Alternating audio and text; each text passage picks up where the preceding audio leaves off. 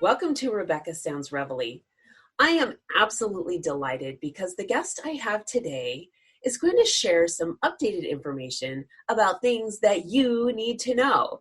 It's exciting because often we talk about finances, we sometimes talk about the big picture, and often I try to bring information that's going to be things you need to know. They're tools and resources that are going to be directly related to your finances. And today, this is something that you need to know. It's going to directly impact what is happening with your future. And some of you, it's going to directly impact right now. With me today, my guest has for over 30 years been involved with dedicating herself to helping clients secure financial affairs. In fact, she started at a very young age. She was swindled out of her life savings, and it was by a trusted friend, in fact, or a trusted advisor. And oftentimes our advisors are our friends. Once we trust somebody, we really connect to that person, and they become more than just someone who advises us. They become really a good resource and a friend. And this misfortune really took her to another level. It motivated her into creating bad things and changing those bad things and making them a much brighter future for someone else. And she has taken all of that and created something where she's been responsible for making financial advice and tax saving strategies and moving those things into clientele and growing and protecting retirement nest eggs. This is really crucial, and this is something that we're going to talk about today because it's really important with what's going on with something that just happened. And she's protecting people from having turbulent future with finances. And in fact, this is something that we need to talk about because we're talking about strategy. And strategy comes from prevention, and it comes from also taking what is happening now and changing a situation that might not be something you want to have happening. So you could be in the middle of something that could be catastrophic. You could be in the middle of something that is at the beginning stages of catastrophic, and you could be in a situation where you just had something really, really catastrophic happen, and now what do you do? So we have a lot of prevention, beginning, middle, end, and it can all change, and it can change for the better. And this is the person that you want to talk to about it because she's been devoted to it. She knows about it. She's been there. She can identify with what you're going through, and she's on top of it.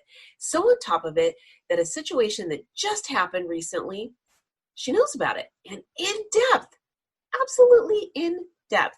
Over 30 years, she's just been pioneering this whole thing. And pioneer is a word for one of our accomplishments, including earning the Pioneer Service Excellence Award, the AMS Inventor of the Year Award, the Richard M. Metcalf Award. She has so many awards behind her name.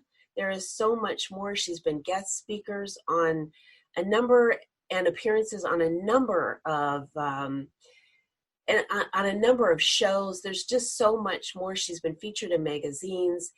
She's been on conferences in a number of different places. And I want to bring her to the show because she is strategic, and she's influential, and she's profound at what she does. And I admire her, and I want you to hear what she has to say and begin to trust what she is going to provide you with, and have her become one of your trusted advisors as well. With me today is Angela Sloan. Welcome to the show. It's so good to be here. It's always good to see you. It's good to see you too. I'm really, really delighted because I've spoken with you before. You are an amazing woman. You have accomplished so much, and you can identify with us individually as well as on the big scale. And recently, there has been something that we need to know about, and it's something that was just signed in here just within the last 30 days or so by our own president. And it was done oftentimes there's so much going on within the news, we turn it off and we don't know really the things that are happening that really affect our lives. And this is one of them. Can you share with us a little bit about the Secure Act? Sure. This was signed by President Trump on December 20th, 2019. And SECURE, SECURE, is the initials for Setting Every Community Up for Retirement Enhancement Act. Okay, that's what that stands for. And there's some good, there's some not so good that goes along with the act. So it affects IRAs, 401ks, all your retirement plan, 529 plans, your education plans. And there was some changes in just about every area. But I want to focus in on, how did it change IRAs? Well, it changed the required minimum distribution age from age 70 and a half until age 72. And, the government saw more people are working past age 70 now. We're healthier. Let's face it. I can remember my grandmother at my age, she looked like an old lady. Okay. We're just living longer. We're working longer. We're thriving longer. And the government saw that and said, okay, let's push that RMD age out to age 72. So if you were 70 and a half prior to December 31st, 2019, you had to do it under the old rule. If you don't turn 70 and a half until after January 1st, 2020, your new RMD age is 72. What they didn't change was the QCD. The qualified charitable distribution is still at age 70 and a half. So they did not change that. I don't know if it got overlooked. It may be tweaked later. But the qualified charitable contribution is where you would take let's say you tithe regularly to your church, and you would tell your IRA or your retirement plan, I want this much money sent to my church, and they make the check out directly from the IRA or the plan to your church or your charity. And when you do your tax return, the 1099-R is adjusted on the tax return, so you get your cake and eat it too. If you can't itemize your deductions, you still get the credit for giving to the charity, and you get the higher standard deduction. So that is still at age 70 and a half that you can do that. And as I'm sitting down with clients, I bet you this week, every client I have sat down with, I've had to explain this to them because it's been on the books. The law's been there, but nobody has explained it to them. So when I'm taking in new cases, I am going over this because you're missing a big opportunity if you're not taking advantage of that qualified charitable distribution and you give to a charity or you tithe. So that's that you don't want to miss. That's a really big plus right there, but the other is not. Which other? So the 72, that's another year and a half. Well, no, that's when they say you have to start taking out of your IRA. You can start taking out at age 59 and a half without penalty. Okay, so this is good to know because it's required minimum distribution. Mm-hmm. So the government's let you roll along all these years, and at age 70 and a half, they'd say, okay, gig's up. We want our tax money now.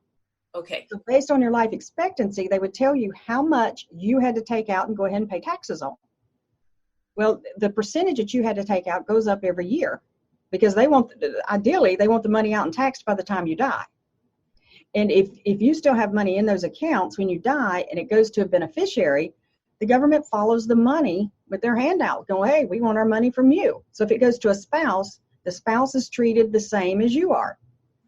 If it goes to anybody other than a spouse, so your children, the neighbor across the street, they would have to take it either within 5 years or they could stretch it over their lifetime. So now you're not going to have that requirement until age 72. So they just pushed it out. That's really interesting. That's a good thing to know, because But I think, also now they took away the stretch, so they have to take it out within 10 years. And that can be hard on the children. yes, it can. So I tell anybody, if you're charity minded and you want to leave something to a charity, leave them part of your IRA or your 401k, because charities don't pay taxes on that money. As a tax person and a financial advisor, I look at qualified plans as a toxic asset, because you're leaving something behind. You're leaving somebody a tax issue. So whatever you're leaving them, only 50, 60, maybe if they're lucky, 70% of it will be theirs, because you got to pay the government, you got to pay your state if you live in a income tax state. So only a portion of it's going to actually wind up going to the beneficiary because of the taxes, and it depends on their tax rate. So if you have children that are pretty big income earners, and then they inherit your, say, a $500,000 IRA, and they've got to take that and pay taxes on it within a 10-year period, they might be in a hellacious tax bracket. Okay. So, see, I think a lot of people don't know that. I think somebody thinks, okay, I'm going to inherit this money and that's what I get. They don't realize that there's an inheritance tax. yeah. It's not an inheritance tax, it's an income tax. So Okay. estate tax is entirely different. So that's a whole nother animal. We're only talking ordinary income tax. Okay. Good. I'm really glad you clarified that, because this is really confusing. And if you don't know anything about this, this is why you need an advisor. You need to know. Absolutely. I see so many disasters happen that doesn't have to happen, because people went off half-cocked and didn't ask questions. And once you've done it, you've done it. You know, it's hard to go back and fix it. It's much easier to do it right to start with. So I'm telling you, if you're charity minded and you're going to leave something to a charity, leave part of that qualified money, because charities won't pay taxes on it. This is interesting. Leave your kids. Life insurance pays out tax free. Just had this conversation at lunchtime with my youngest son and his wife. So your life insurance pays out tax free. They get stepped up bases on other assets like your real estate, your investment accounts. So their cost basis is the value of it the day they inherit it. If they turn around and sell it, shortly after your death, odds are they're not going to have any income tax to pay, or if they do, it's very little. Okay. So that's probably the smarter thing to do. Yeah. So it's when I'm sitting down with a client, they are my priority. But I also always have to say, and then what? And then what? What if they have money left? Because at some point, I'm going to be sitting there with their children. And I want to make sure that I've covered all my bases, because odds are they're going to pass something to their children, and I want it to be as efficient as possible. So is it possible then to leave it to like a grandchild who doesn't have income? Sure, you can leave it to a grandchild, but they're going to have to pay taxes on it. Here's what you got to understand. Nobody's paid taxes on that money in that account. Uh-huh. Uncle Sam says, now you're 72 years old, gigs up. I want my tax money, folks. I've let you ride all this time. So you're going to pay taxes on what you put in. You're able to deduct what you put in.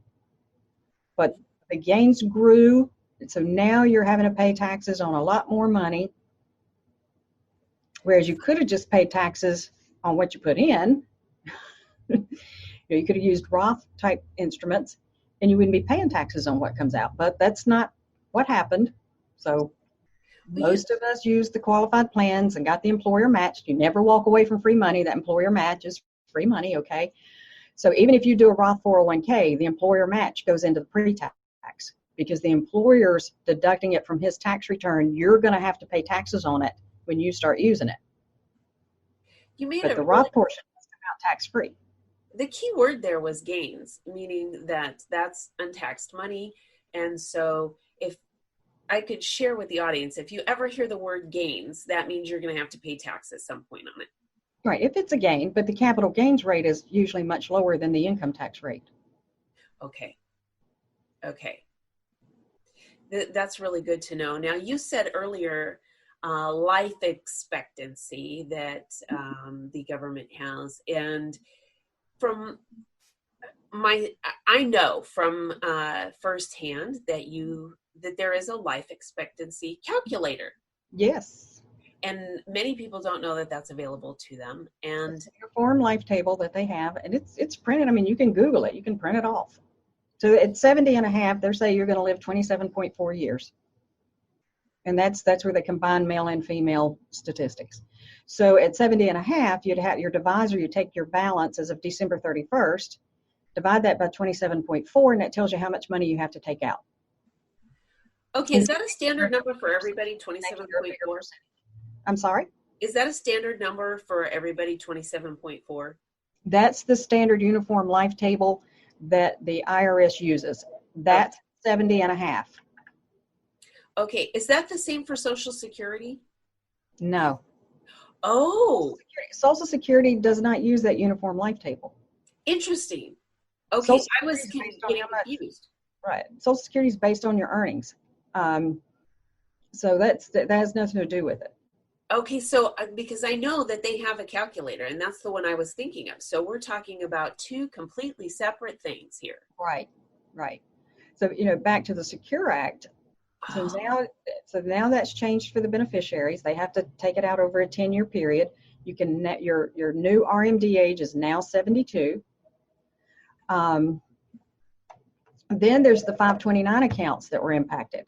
So on the 529 accounts, now you can use up to $10,000 of what's in a 529 account to pay off student loans. So that's a positive. Okay. Good thing. Okay. So you still have until, being able to contribute to the IRA. That was another change. So it used to be that you could not contribute to an IRA once you turned 70 and a half, even if you were still working. That has now changed. Okay. If you are still working and you're 70 and a half or older, as long as you have earned income, you can still contribute to the IRA. Okay. So that's another positive change. So let me ask you, with that change, now, does that not only affect a person, the individual person, but as a whole in our economy, is that positive to our economy? Okay, I'm sorry, I'm not sure I quite get the question. So if we allow this cap that has been there before, and we have more seniors that are putting into the IRA after the original cap, so will that be beneficial to the economy? I don't think it's going to matter. Okay. So this is something specific to individuals. That's kind of neat to know. It's going to give them a tax deduction. Yes. Money in the IRA, so that's a positive for the individual. Yes. So there's a lot of things about this Secure Act, and it's really, if you were to hear it and based on the acronym, hear the word community, you would think that is not applicable to yourself. You would think that it was based on something that was being done specifically to a community, that this was not individualistic, and this is definitely something that is right. Another change they made was now you can do pooled employer plans, and pooled employer plans, it's where the small businesses, and I'm not going to get all into the dynamics of this because I like to concentrate on the individuals that watch your show, but it allows small employers to pool together, even if they have no association. You can be scattered across the country. You can pool together for a retirement plan for your employees. It's called a pooled employer plan under the Secure Act. So I think that could be something positive. I'm kind of antsy to see exactly how that one's going to play out. Like, okay, so how do all these employers know each other? I mean, are they going to know to pull together? You're going to have somebody who's heading this thing up. You're going to have a custodian, somebody who's coordinating it. So they haven't released a whole lot of details on that one. So I'm kind of curious to see how that's going to play out. So this is all effective January 1st, 2020. Right? Yes. And so this is really very interesting in how this has been brought about and how we need to know this, because the more you know, the best you are able to utilize these things to your advantage. And if you don't know it, yeah, it's really interesting how many things that are available to us that we could use to our advantage, and we don't, and the government ends up getting our money. Right. And I'm going to give you an example. I've had numerous people going back to the qualified charitable distribution, and I would tell them, look, go call your person, whether it's somebody online, one of the, I'm trying not to name names here, it doesn't matter wherever your IRA is, set the QCD up. They have to do a letter of instruction. You got to have the name, address, tax ID number of the charity, etc. I've had numerous people call me back and say, well, my advisor said that it's just not worth it. And my answer to that is, your advisor does not understand the taxes. Okay? Not worth it to who? They're lazy. They don't want to take the time out. They don't know that they have to do a letter of instruction. They don't know how to go about it. So my answer to that is, it's time for you to be somewhere else. Okay? So the QCD to me is one of the biggest ones that's being overlooked. And I was explaining that to a lady this morning. She had heard me on the radio. She set up an appointment and came in. Immediately, I saw one here in the state of South Carolina. Once you blow out 65 birthday candles, you get a huge reduction on your property tax. She's 69 years old and had never gone down to take care of that. Oh. 4 years of this she's missed. She just retired from the state. She was a school teacher, so she just retired. Well, I was still working. I've heard of that, but I was still working. Could I have still done that if I was working? Well, of course you could. All you got to do is blow out 65 birthday candles, for crying out loud. So that's probably, just looking at her situation, that was probably $700 or $800 a year that she was missing out on. I can think of a lot better things to do with, that much money every year. So a lot of people just miss things, not understanding. The QCD was another thing she was missing out on. She had never heard of it. She had 2 other financial advisors. Neither of them had ever told her this. She said, well, you'd think the churches would know. I said, look, I would love to go into the churches and explain this, because they're missing it. Yes. Are missing it. I would love to go into the churches and explain this. You can have your cake and eat it too. You can get credit for giving to your church and have the higher standard deduction. I've got to tell you, Angela, I have talked to, over the course of, the time that I've been employed, or I'm retired now, and I had sought financial advisors, and I can't tell you how many only wanted to know what my income ratio was and how much I could put into something. And if I didn't have anything to squeak out, they immediately dismissed anything that I needed to.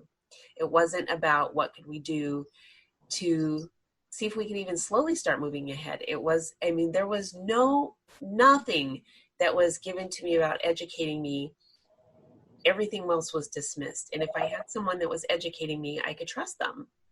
And the more trust I would have in that person, it would allow me to be able to make some changes. When you don't trust somebody, you tend to hold on to everything you have. You don't want to let go of anything, including making a change, like drinking less coffee every month so I can move and shift money. You tend to keep your patterns the same. But I want to talk to a couple more points about the Secure Act real quick. And that is about the part-time workers that are eligible to now participate in retirement plans that weren't before. Right. Under the old rule, you had to work full-time 3 out of 12 months, 3 out of the 12 months to be able to start putting money in. Okay. Now you have to work part-time 3 out of the 12 months to be able to start participating in the plan. Okay, this is really good, because a lot of people part-time are wanting to get as many benefits as they can, but there are reasons that they're working part-time. And so this is really advantageous for them. Well, remember, the reason that employers went to a lot of part-time people is so that they didn't have to give them benefits. Yes, you're right. You're so, absolutely so right. you had a lot of. Do you ever go to a store? And I think about one in particular, big store, humongous chain, and everybody there was part-time. Nobody cared what was going on in the store. Hey, I'm just part-time. I'm out of here in 2 or 3 hours, whatever. Now you go into that same store. Guess what? You're checking yourself out. You're going through the self. Yes. So many of these great big stores had gone to part-time people because they didn't have to give them benefits. They didn't have to give them health insurance. They didn't have to give them a retirement plan. So that kind of changes the dynamic a little bit with the retirement plan. Okay, that's a really good thing to think about too, because I was on the track of people with other things going on, and you've got a good point on the flip side of that. And with that, the act is also mandating that non-spouses inherit IRAs take distributions that end up emptying the account in 10 years. And now they're also allowing a $500 credit for the small employer who implements a plan for full-time or part-time. So that's another nice benefit for the employer. Okay. These are some really interesting points. And here is something that I'm a little bit confused with. And maybe you can share this with me, because one of the confusing things for people who are talking about and learning about the difference between 401ks and 403bs and annuities and CDs and things like this, when I make this statement, this may be confusing. The Act allows 401k plans to offer annuities. Yes. So maybe we can just kind of delve into that just a little bit. The annuities and I prefer the ones with the income rider, but anyway, you can get into different kind of product all day long. However, the annuity is the only way you can get guaranteed income for life. And if I'm out there shopping, I want increasing income. I want because you have to have inflation adjusted income. You can start one today and it looks like good income. 5 years from now, when inflation's eating at it, it's not so nice. Okay, so you have to have something that increases. So it's a way. It's the fiduciary safe harbor selection of lifetime income provider, which is it's still an annuity. Okay. So it's kind of covering the fiduciary's tail, because what happened in 2008? Yes. That was devastating. Either going to retire that year, trying to retire, whatever, and all of a sudden this hits. So a lot of people couldn't retire. I had people I couldn't retire for another 10 years. They had to keep working. Mm-hmm. What about those who were already retired and depending on that stock market for income? Yeah, and for years and years and years. And I actually early on got poo-pooed for this. My peers. I'm like, hey, you can say what you want to. When I don't care what's going on in the world out there. I don't care what kind of virus outbreak. I don't care what nature's doing. I don't care whether the terrorists are behaving. I don't care what political party's in power. I don't care what's going on. You got to have money to eat and pay those bills. Those basic expenses, I always get the basic expenses covered with guaranteed inflation-adjusted income. Anything over and above those basic living expenses, we can take risk. That's fluff money, okay? I want those basic expenses covered. Guaranteed, inflation adjustment, lifetime income. I also want to know that if my client dies sooner than later, whatever they have left is going 100% to their heirs. Okay. I don't want anybody with their hand in my client's pocket, and especially when they die. That is really good to know. Now, are annuities taxable as income tax? Okay, if they are set up as IRAs, of course, anything going in an IRA is going to be taxable, and you can set them up as IRAs. If you use non-qualified money for the annuity, the interest portion will be taxable when you start taking the money. Okay, so I want to mention this to the audience right now. If this all just confused you, this is why you need to talk to Angela, because there is a lot to this. There's a lot of components that are really important here that will be able to protect you. This is important. This is your money. And there's a lot of things that go on with your money. There's things that allow you to protect your money and really don't in the future when you cash out, or when you're going to roll it over, or when it's going to be rolled to your heir. These are all things that you need to think about. We all need to think about. And if you're talking to somebody that doesn't have the right information or has limited knowledge on the information, you're not getting everything that you need to know to protect your assets. And take the last three letters off of what I just said, because this is really important stuff. Okay, so there's so much more. Right. They're talking about your livelihood here. How can you take a chance? You don't know what the market's going to give you when it comes to income. You don't know that. Mm-hmm. You better know that you're going to have those basic living expenses covered. Yes, and I want to point out something too. Life, it's not only the economy that can change. Your life can change at any moment, and you don't know what's going to happen. Let me tell you a personal experience. I don't share this very often, but as a retired police officer, here's what happened in my world. I had to medically retire. You have to prepare for this. I'm lucky I was where I was at. I was blessed, actually, with where I was at, but I was not 100% prepared, because the doctor, when I went to the doctor's office, he said, this is it for you.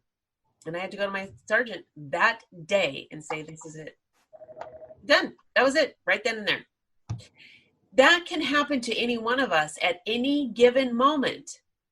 Our life can change, and you need to be able to know what you're going to do with your finances. And if you have a family, what do you do that day? It's ironic. Yes, and if you're a senior, what are you going to do then? We all need to be prepared mentally and financially to be able to sustain ourselves for sometimes 30 days, sometimes 60 days, and sometimes for whatever amount of time, especially if we want it to be at the comfort level that we're currently at.